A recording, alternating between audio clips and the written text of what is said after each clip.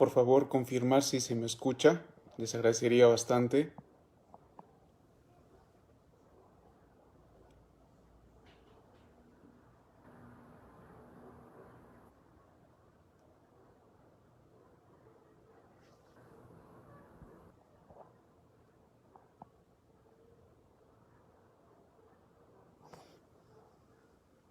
Bien, muy buenas noches a todos y a todas. Para mí es una enorme alegría estar compartiendo este espacio académico con ustedes a razón de la celebración de estos 3 años de vida institucional de una de las entidades e institutos bastante importantes, no únicamente en América Latina, sino también en Iberoamérica. Me refiero a Latin Juris, este gran equipo liderado y conducido por mi gran amigo y destacado profesional Damián Armijos, de quien desde ya me doy mi enhorabuena y los mayores éxitos consolidados para estos años venideros. Asimismo, agradecerles a ustedes por conectarse a estas horas. Veo que es una jornada extenuante en materia académica y espero que las reflexiones que voy a compartir con ustedes sean de utilidad, ¿sí? El tema básicamente es analizar o reflexionar sobre las implicancias del género en el sistema penal. De pronto hacer dos salvedades o en todo caso dos preámbulos necesarios para que se me entienda correctamente esta exposición. La primera consiste en que las reflexiones de analizar las implicancias del género en el sistema penal se va a hacer no necesariamente desde el campo de la especialidad del derecho penal, toda vez que no soy especialista en dicho campo, respetando obviamente las especialidades, pero sí voy a procurar reflexionar cómo es que incide el género en el sistema penal desde tres orillas o de tres perspectivas, como son justamente los estudios del campo de los estudios feministas, el constitucionalismo moderno y la teoría del derecho. No voy a ahondar tampoco con bastante literatura al respecto, solamente quiero que se me tenga presente que son esas tres perspectivas de las cuales voy a abordar esta problemática de las implicancias del género en el sistema penal. La segunda puntualización tiene que ver de pronto con la metodología o la dispersión temática, que es sumamente sencilla, muy puntual. Lo primero que vamos a abordar es con justa proporción y necesidad precisar qué concepto de derecho voy a manejar, no únicamente para esta exposición, sino más o menos cómo es que he venido desarrollando algunos trabajos de investigación o conferencias. Es decir, explicarles qué concepto de derecho manejo para que se me entienda de la mejor manera posible. Lo segundo tiene que ver en situar básicamente el tema de las implicancias del género en el sistema penal, en qué tópico del constitucionalismo moderno se encontraría ubicado y así justificarlo, esta conexión, esta vinculación adecuada de estas reflexiones en el marco de esta constitucionalización del derecho. Y tercero, básicamente desprendiéndonos de las legislaciones comparadas como del Código Penal español, el Código Penal Nacional de Argentina y el Código peruano, podamos disgregar algunas reflexiones muy puntuales respecto a las implicancias de género en el sistema penal. Dicho esto, vamos con lo primero, que sería justamente el concepto de derecho. El concepto de derecho es necesario en estos tiempos, sí resulta ser muy necesario que cada profesional esté consciente de qué concepto o en todo caso bajo qué prerrogativa conceptual maneja respecto a esta categoría, ¿no? Porque de pronto vivimos en tiempos de algunas nebulosidades en el derecho, en las conceptualizaciones, en la interpretación tácitas, en cuestiones implícitas que de pronto no dan un norte correcto al derecho y que es muy necesario tenerlo presente o en todo caso no olvidarnos de esta categoría importantísima que es conceptualizar el derecho. A razón de algunas lecturas ya anticipadas, como seguramente ustedes también conocen, tanto de Herbert Hart, Ronald Dworkin u otras explicaciones sobre la conceptualización del derecho y que se han venido discutiendo a lo largo de varios tiempos y épocas, y teniendo presente nuestros contextos de las sociedades en América Latina, como también parte de Europa, podría atreverme, quizás de manera irresponsable, aunque no lo creo, afirmar un concepto de derecho. Y diría más o menos el concepto de tal forma, ¿no? El derecho es un sistema de percepción, de recepción y discusión de valores y hechos, buscando la satisfacción de desigualdades mediante su lenguaje y función política. Vamos explicándolo un poquito de manera disgregada este concepto. Cuando me refiero a que el derecho es un sistema de percepción, básicamente lo que estoy dejando entender es de que el derecho no puede dejarse de identificar con los problemas sociales, culturales, políticos y económicos que existen en determinada sociedad, ¿sí? Sería un tema muy insular que únicamente se aborde desde la normativa, dándole espalda a la realidad. Es necesario que el derecho atienda a los avances tecnológicos, a los problemas económicos, sociales, políticos, etc. A eso me refiero cuando digo un sistema de percepción, un tema de identidad de realidades. Cuando digo un sistema de percepción, básicamente estoy concluyendo, o en todo caso enunciando, de que el derecho en sí, en tanto su lenguaje normativo, entiéndase producción normativa o interpretación, ¿sí?, que realizan las altas cortes, sean constitucionales o los órganos jurisdiccionales, no tienen en sí contenidos puristas, ¿sí?, exclusivamente de cada país, ¿no? Siempre van a tener contenidos periféricos, externos, para pensar el derecho, para producir el derecho. Y esto quizás lo explica con mayor profundidad y mayor talante el profesor Diego López Medina en su libro La teoría impura del derecho. La tercera categoría del sistema de discusión de valores y hechos, claro, el derecho es justamente también un sistema de discusión de valores y hechos en tanto y en cuanto que su flexibilidad al día de hoy permite dar una literatura de interpretación. ¿Qué quiere decir con esto? Que no únicamente el derecho al día de hoy se puede entender como una categoría subsumible, ¿no?, sino más bien es una categoría que posibilita la interpretación, que posibilita bastantes aspectos para, de alguna u otra manera, permitir la progresividad del derecho a favor del ser humano. Estas tres tipos o estas tres categorías de sistema de percepción, recepción y discusión de valores y hechos tienen un acometimiento o una finalidad bastante, creo yo, necesaria, que es buscar la satisfacción de desigualdades. Esto que quizás se aproxima un poco con el tema de lo que se discute a partir de la literatura de John Rawls sobre la justicia, ¿no? ¿A qué me estoy aludiendo cuando se pretenda buscar la satisfacción de las desigualdades? Esa razón de no únicamente buscar de que no existan desigualdades materiales o formales, sino atender a cerrar brechas de desigualdades estructurales, ¿no?, de las cuales importa en demasía en estas sociedades contemporáneas que vivimos, ¿no? Por ejemplo, una de las cuestiones de desigualdades estructurales sería el género, cosa que lo que vamos a abordar en unos minutos posteriores. Pero esta finalidad, sí, que se entiende de satisfacer desigualdades, se hace justamente a través del lenguaje y la función política. El lenguaje, entiéndase, en sus dos extremos, ¿no?, el lenguaje normativo y el lenguaje interpretativo.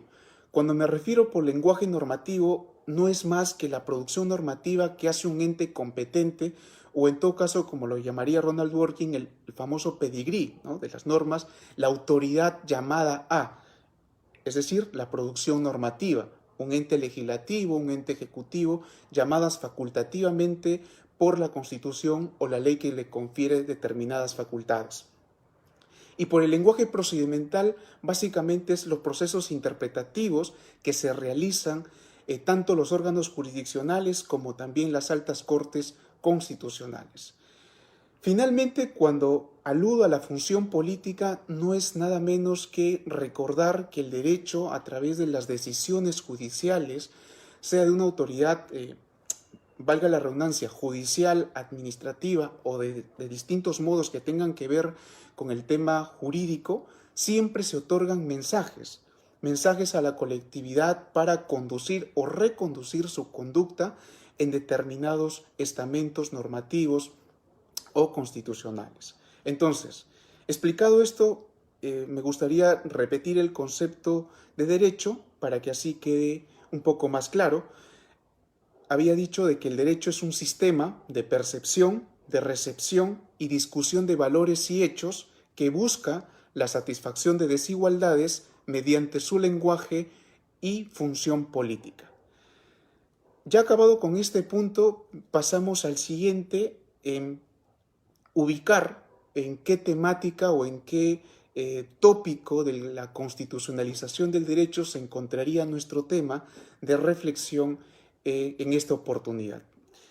Para ello, en analizar de pronto los tópicos más importantes que creo yo destacar del constitucionalismo de derecho y de manera pertinente, son 5, no antes, de pronto para una mayor lectura profunda o en todo caso bastante sugestiva, yo le recomendaría este libro, El constitucionalismo de los derechos de Giorgio Pino. Es uno de los libros bastante interesantes que, bueno, a la fecha haya leído, de una lectura bastante sencilla para comprender algunas cuestiones importantes que trae consigo los derechos fundamentales y el constitucionalismo. Entonces, ¿cuáles serían estos tópicos del constitucionalismo, del derecho? Básicamente, como les he mencionado, son 5. El primero tiene que ver con la lectura de los derechos fundamentales, ¿no? A razón de su concepto, reflexionar sobre los procedimientos de los procesos constitucionales o garantías constitucionales que hacen esfuerzo los estados para garantizar el contenido de los derechos fundamentales. Me refiero básicamente a los procesos de habeas corpus, a los de habeas data, amparo, cumplimiento, etcétera, etcétera, etcétera. Entonces, ahí tenemos un primer tópico que refiere a la lectura de los conceptos y procedimientos de los derechos fundamentales. El segundo tópico tiene que ver con la transformación de los sujetos de derecho.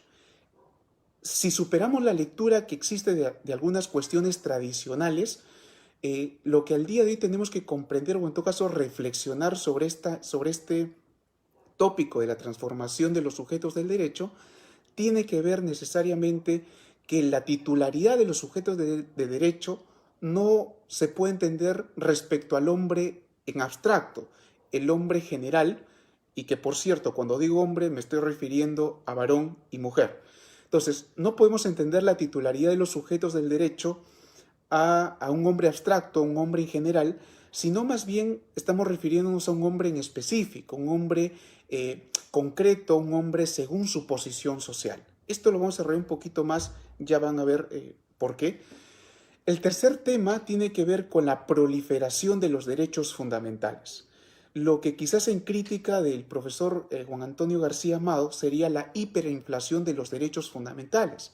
Aquí cabe preguntarnos o reflexionar si las categorías de derechos fundamentales que tenemos al día de hoy, de pronto pensar si realmente merecen ese estatus de derecho fundamental, si realmente cumplen con las exigencias de un contenido moral de trascendencia jurídica para que se constituyan derechos fundamentales. De pronto, resumiendo en una pregunta un poco más sencilla, ¿los derechos fundamentales al día de hoy que tenemos son derechos fundamentales adecuados, existentes de manera correcta?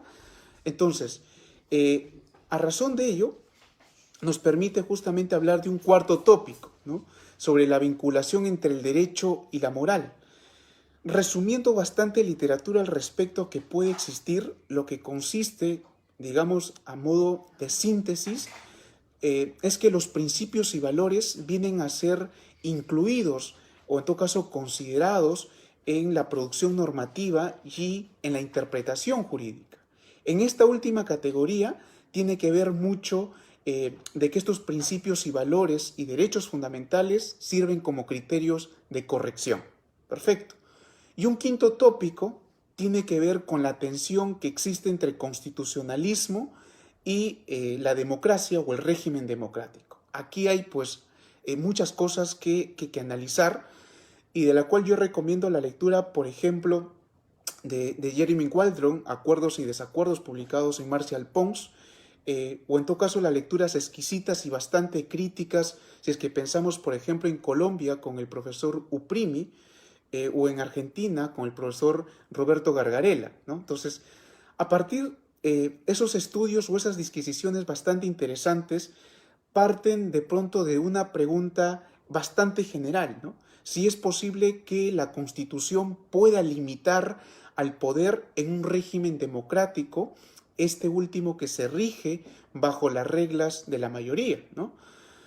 Y de pronto, para ser un poco más didáctico este punto, viene en este versus de que cuando Ronald Dworkin se refería a los derechos fundamentales como cartas de triunfos frente a la mayoría, es decir, que los derechos fundamentales son objetivos que tienen que cumplirse y no ceder frente a las mayorías, de pronto entra en contraproducencia con la misma democracia, puesto que ésta seguía bajo la regla de la mayoría. Hasta ahí lo dejamos quizás como explicaciones cortas, explicaciones sugestivas, para que de pronto a quienes les interese podamos ahondar un poquito más ya de manera pertinente fuera de esta disertación. Entonces, dicho estos 5 tópicos, cabría preguntarnos en qué escala o en qué tópico se encuentra el presente tema, ¿no? El presente tema se ubica necesariamente en el segundo tópico, que refiere a la transformación de los sujetos del derecho. ¿Por qué? La transformación de los sujetos del derecho tiene una bastante producción interesante a razón de Norberto Bobbio, que se refiere como los procesos de especificación desde el ordenamiento jurídico, ¿no? ¿Qué quiere decir esto? Nuevamente, de pronto volvamos a la idea, ¿no? Cuando se dan las diversas declaraciones del hombre ciudadano y diversas declaraciones en su momento histórico, se referían a un hombre en general, ¿no? Se referían a un hombre quizás en abstracto, mas no se individualizaba a un hombre en específico según su posición social, según su quehacer diario en sus circunstancias específicas. Y aquí me explico de manera un poco más aterrizada. ¿Cuál sería justamente tener en cuenta a un hombre según su posición social, según su cuestión específica? No únicamente sucede en el caso peruano, sino también en América Latina. ¿Cuál es, por ejemplo, el tratamiento diferenciado de los derechos fundamentales de la mujer? ¿Sí? En el caso peruano, por ejemplo, tenemos una legislación de la 3036-4 que regula justamente los tipos de violencia, el procedimiento, etc. Tenemos políticas sociales públicas abocadas al tratamiento de la violencia contra la mujer, instituciones que derivan del Ministerio de la Mujer de manera descentralizada, como los centros de emergencia mujer, y bueno, diversos aspectos que hacen ver que la titularidad de un sujeto de derecho corresponde a un trato diferenciado en los derechos fundamentales. Pero no únicamente en este sector, sino también en el sector, por ejemplo, de los derechos fundamentales de los niños y adolescentes, que bien lo ha explicado justamente mi gran amigo y profesor Eduardo Yudga de Argentina en la ponencia anterior el día de hoy.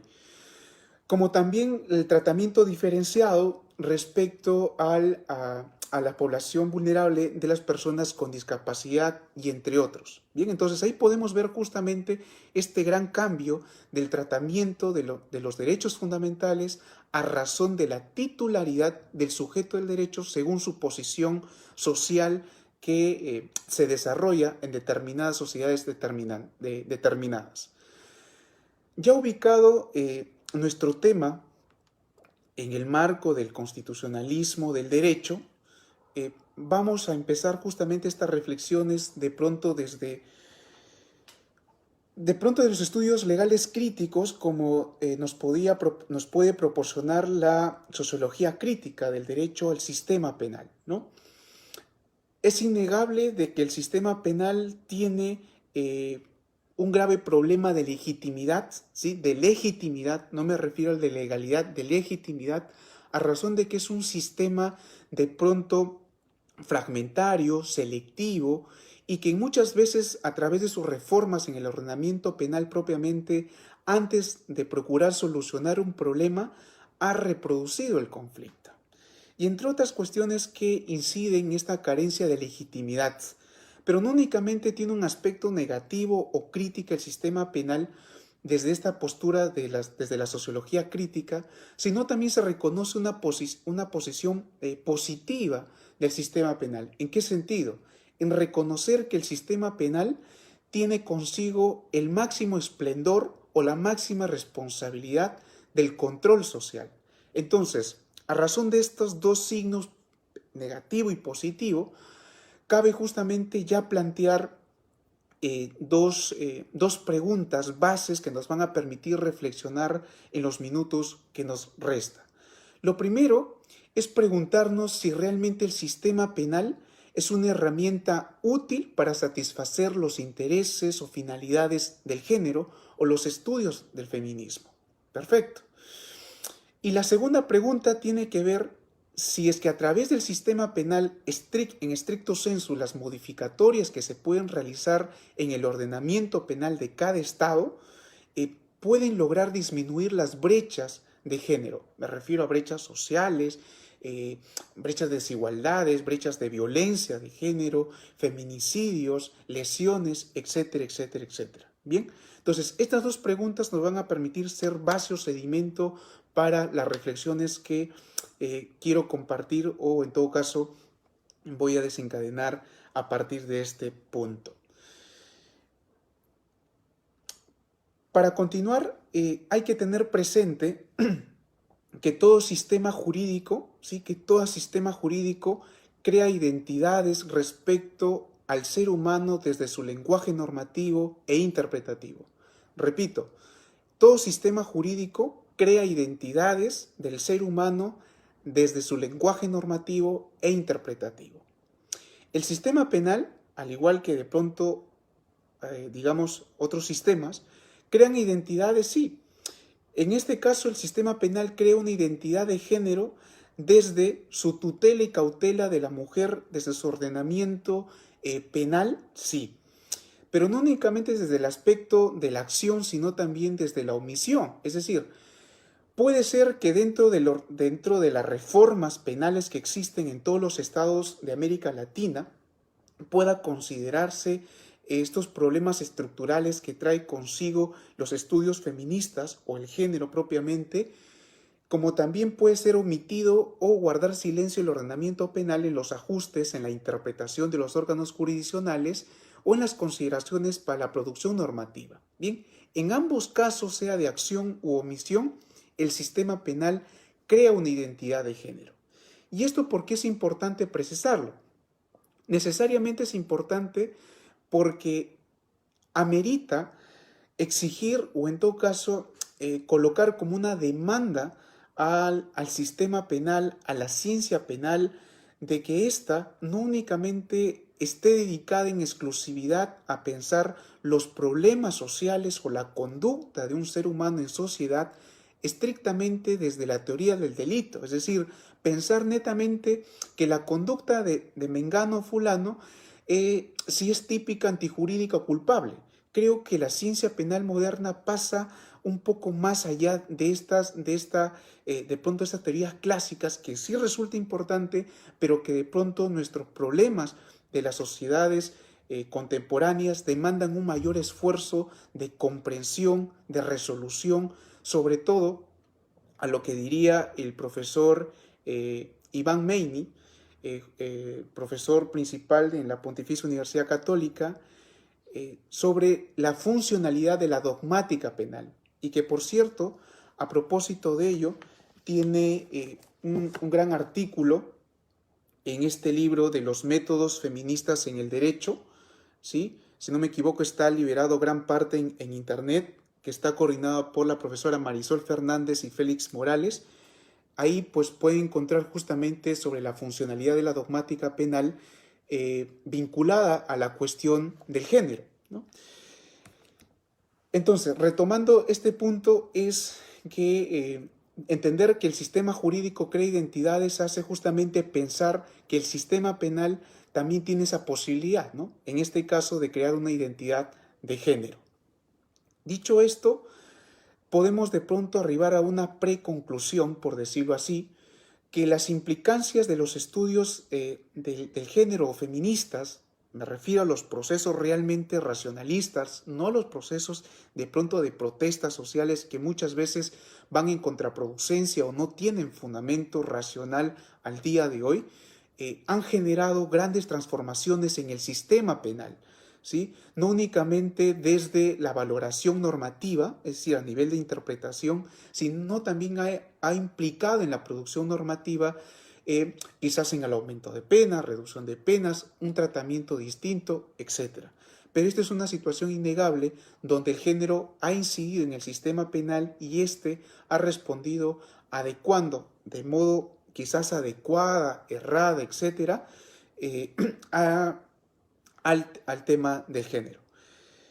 Esto, al fin y al cabo, podemos considerarlo sin crear un espacio de discusión innecesaria o en todo caso una nueva corriente que no es mi idea en el derecho penal, en tanto que no es mi especialidad tampoco, pero sí hay varios autores que consideran que esta transformación en el sistema penal tiene que ver en entendimiento como un derecho penal posmoderno, algo de lo que sucede en el campo constitucional, que muchos se rasgan las vestiduras por saber si es neoconstitucionalista o pospositivista, etc., ¿no? Pero independientemente de esas etiquetas, lo importante aquí es que el derecho penal posmoderno, o en todo caso las exigencias de modernidad al derecho penal, implica de que tenga presente los fenómenos sociales estructurales en sus reformas, en sus ajustes, en su política criminal. En este caso, el fenómeno social estructural sería el género.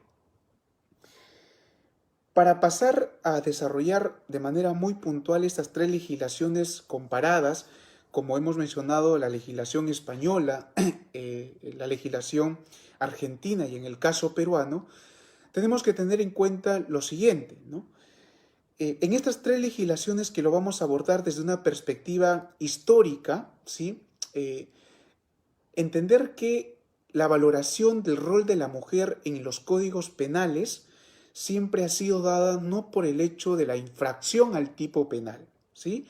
O en todo caso el quebrantamiento a un orden social normativo, sino más bien se venía dando a razón más bien del quebrantamiento de su rol social atribuido en la sociedad a razón de su género, ¿no? A razón de su, pues, como mujer lo que correspondía en aquel entonces, en aquel momento, en aquella circunstancia histórica, lo que tenía que hacer. Si quebrantaba dicho rol social, pues se consideraba de alguna otra manera un delito. Y ahí viene justamente estas grandes, de pronto, discriminaciones, etcétera, de lo que ya vamos a ver. Dicho esto, empezaríamos con lo primero, que sería el tema del derecho penal español.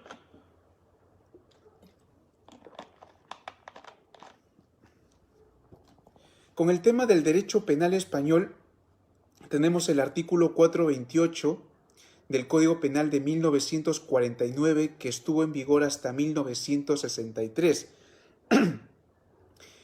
Este artículo básicamente otorgaba una licencia para matar al esposo que encontraba a su esposa teniendo relaciones sexuales con el amante, para decirlo propiamente, y esta licencia de matar que se le confería al esposo consistía en que podría cometer un homicidio contra la esposa o ambos, o en todo caso causarle lesiones.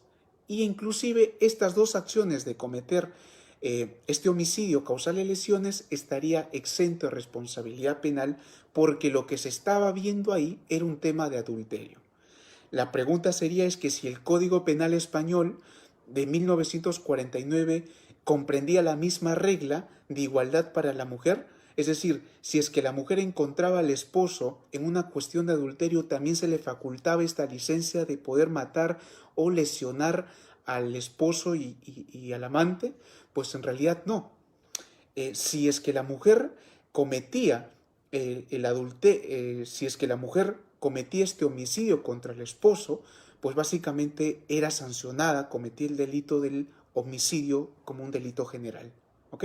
Entonces, lo que vemos aquí es básicamente cómo es que el sistema penal español trata a la mujer según un rol social bastante canónico, bastante conservador, según las reglas de aquel entonces católicas, normativas, instituidas a razón de su cuestión cultural netamente, ¿no? En la legislación del Código Penal de la Nación de Argentina, en el artículo 132, este Código Penal de la Nación Argentina que se dio antes de la reforma de 1999, tiene algo bastante interesante y de pronto un poco más fuerte que la primera legislación mencionada, la del Código Penal español, y me permito darle lectura que es muy corto. Dice, en los casos de violación, estupro, rapto o abuso deshonestos de una mujer soltera, quedará exento de pena el delincuente si se casara con la ofendida, prestando ella su consentimiento después de restituida a casa de sus padres o a otro lugar seguro. Es decir, cualquiera de los delitos de violación, estupro, rapto o abuso deshonesto de una mujer quedaría exento de culpa penal si es que esta persona, el varón, se casara con esta mujer. Lo que vemos aquí es el tratamiento del sistema penal hacia la mujer como un tema de cosificación, como un tema de disponibilidad, como un tema de transacción, si es que se dan determinadas condiciones patrimoniales, determinadas condiciones que marca el tipo penal. Entonces, y si avanzamos un poco más ya para el caso penal peruano, y que quizás acá cabe hacer un tema bastante importante, a modo de paréntesis muy corto, es que los códigos penales de raíz romano-germánico, para el abordamiento de una perspectiva histórica, trae consigo como punto central la evaluación del adulterio. Y es que a partir del adulterio en los sistemas penales nos permite entender como un eje o como una bisagra pertinente en analizar en cuánto hemos avanzado o retrocedido en la comprensión de este fenómeno social estructural como es la cuestión del género o de la mujer. Bien, entonces cierro paréntesis. En el caso peruano tenemos de pronto varios ejemplos, ¿sí?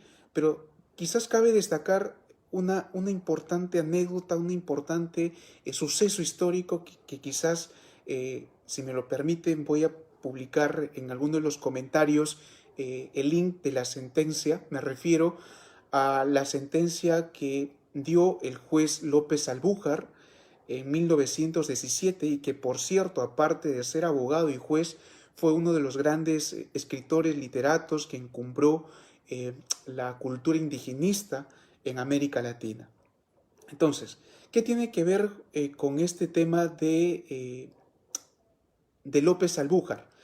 Básicamente cuando está en la magistratura peruana, ¿sí? La magistratura judicial impartiendo justicia, pues se le suspende de sus funciones a razón de haber cometido supuestamente cometer el delito de prevaricato, a razón de haber incumplido la aplicación del artículo 264 del Código Penal peruano de 1862. ¿Qué es lo que indicaba este artículo? Lo siguiente: la mujer que cometa adulterio será castigada con reclusión en segundo grado, el codelincuente sufrirá un confinamiento en el mismo grado. Independientemente del tratamiento penal, cabe rescatar el razonamiento judicial que efectuó el juez López Albújar en este caso de adulterio que llegó a sus manos. Inaplica este artículo 264 por dos consideraciones que me parece, en el criterio personal, importantes y que debemos recordar hasta el día de hoy, ¿no? La primera es que el sistema penal, a entender del juez López Albújar, o en todo caso el derecho penal, el sistema penal, debe atender a todo lo que quebrante un orden social, a lo que realmente asuma trascendencia jurídica para el tema penal o para el sistema penal. No todas las conductas que acometa el ser humano en una cuestión privada puede evaluar el sistema penal o en todo caso reaccionar de manera represiva o punible frente a ellas. Y esto permite justamente el segundo punto, por la cual inaplica el artículo 264 del Código Penal peruano de 1862, que entiende el juez que el adulterio, ¿sí?, se puede superar a razón de dos cuestiones. La primera es justamente superándola mediante el ejercicio práctico de los valores del perdón y el entendimiento. Coloquemos entre comillas el entendimiento, pero en todo caso el ejercicio del perdón en el matrimonio. Perfecto. Si esto no llegara a funcionar, se tiene la vía justamente que al día de hoy conocemos como el tema civil, ¿no? La separación de la pareja, el divorcio, etc. Lo que quiere dar a entender el juez a través de este último criterio es justamente el principio que de pronto hemos olvidado que el sistema penal tiene, que es el principio de última ratio. No podemos seguir pensando que el derecho penal es la panacea, la solución de todos los problemas sociales que tenemos. El sistema penal está abocado, a razón de su naturaleza, como es el control social, entender que las conductas que demanden una exigencia prioritaria, una trascendencia jurídica importante para el orden estatal, es ahí donde tiene que tallar el sistema penal, no en todas las cuestiones de actividad cotidiana, puesto que hay otras vías de pronto un poco más humanas, creo yo, antes de recurrir a un conflicto judicial. Entonces, estas tres legislaciones, tanto española, argentina y peruana, y seguramente entre otras que abordan sobre el adulterio y este alejamiento al tema de la mujer, del género, en la normativa penal, y que esto al día de hoy pues podemos ver en nuestros propios sistemas penales que ha ido mejorando conforme a, bueno, a la producción normativa o a la interpretación, y que si bien es cierto estos esfuerzos en el sistema penal no resultan de pronto tan efectivos al día de hoy, puesto que seguimos teniendo un alto índice de feminicidio, un alto índice de violencia contra la mujer, etcétera. Eso no quiere decir de que perdamos el foco, que perdamos el faro en las reformas o ajustes que se tiene que hacer a los ordenamientos penales, ¿no? Sino todo por el contrario, se tiene que tener en consideración este problema estructural de la mujer, del género, en estas reformas y ajustes, toda vez pensando que es una mujer que se encuentra en una posición social que se desarrolla digamos, con un tratamiento de derechos fundamentales diferenciados, pero también con una gran capacidad de decisión. Bien. Hasta aquí, pues, podemos hacer estas reflexiones de las implicancias del tema del género en el sistema penal, y que de pronto cabe hacer una salvedad o en todo caso a modo de complementar de que las implicancias del género no únicamente se ha visto de pronto como agente transformador del sistema penal, sino también del sistema constitucional, ¿no? Recientemente en el caso peruano se ha dado o ha recaído en el expediente 03378-2019, dada por el Tribunal Constitucional peruano, el cual trata sobre un recurso de agravio constitucional, conocida como RAC, y en la cual el Tribunal Constitucional concluye de que las medidas de protección dadas en el marco de violencia de género o violencia contra la mujer son constitucionales. La pregunta que lleva a cabo, o en todo caso que trae consigo el demandante al Tribunal Constitucional peruano, es preguntarnos si se puede ver vulnerado el derecho a la defensa cuando no se le permite oír al denunciado antes de imponerle una determinada medida de protección.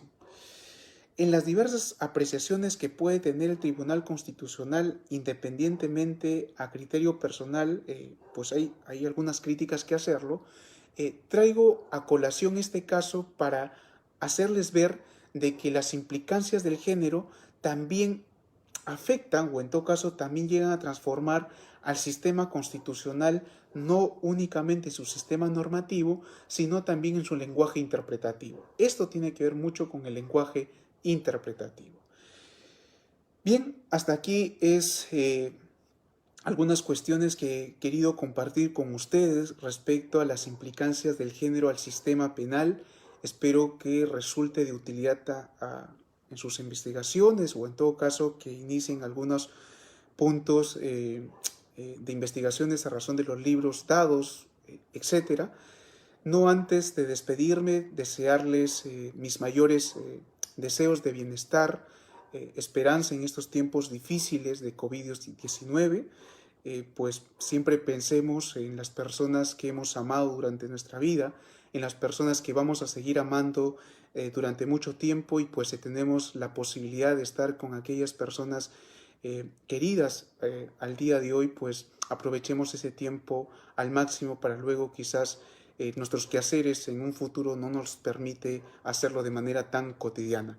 Eh, de mi parte, nuevamente reiterar mi gratitud a Latin Juris por esta oportunidad, desearles los mayores éxitos a ustedes por seguir conectado a este espacio académico, creo yo, bastante importante. Desde ya, desde Perú, Juan Alberto Castañeda Méndez, un gran abrazo y bueno, quedo atento a sus comentarios, preguntas que encantado de la vida pues los voy a absolver. Un gran abrazo y mi enhorabuena por los 3 años de Latin Juris.